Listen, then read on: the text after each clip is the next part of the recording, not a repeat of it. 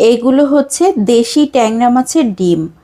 এত বেশি ডিম হয়েছিল, ট্যাংরা মাছ কাটার সময় ডিমগুলোকে আলাদা করে রেখেছি, না হলে মাছ ধোয়ার সময় কিন্তু ডিমগুলো নষ্ট হয়ে যায়।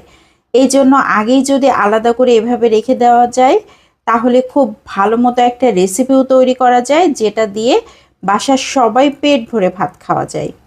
তো আজকে আমি সেটাই করে নিব। এজন্য ডিমগুলোকে খুব ভালো করে পরিষ্কার করে ধুয়ে নিচ্ছি।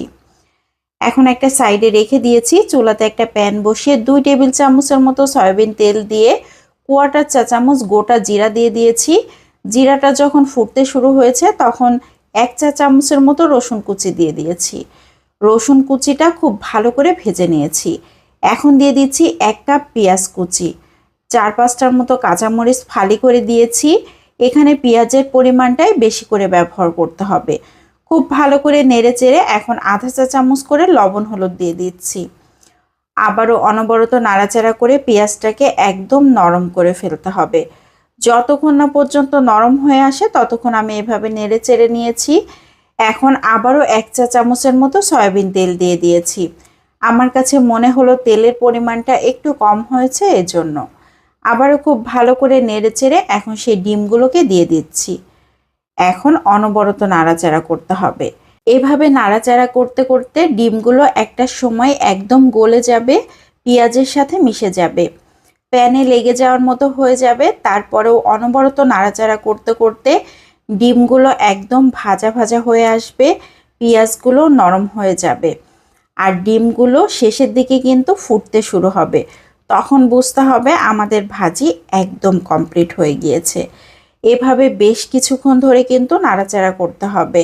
একদম ঝুরো ঝুরো টাইপের হয়ে যাবে ডিমগুলো আর কালারটা চেঞ্জ হয়ে একদম চটপট করে ফোটা শুরু হবে।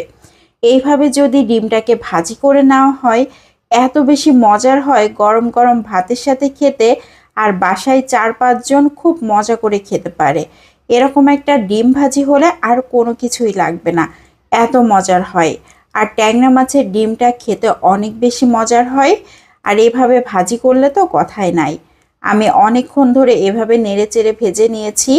একদম কালারটা কিন্তু চেঞ্জ হয়ে গিয়েছে আগের থেকে, পেঁয়াজটাও নরম হয়ে একদম ভাজি ভাজি হয়ে গিয়েছে।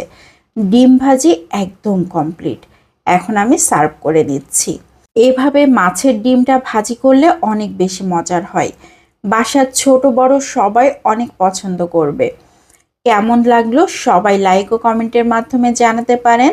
যারা এভাবে মাছের ডিমটা ভাজি করে খাননি তারা একবার হলেও ট্রাই করে দেখতে পারেন।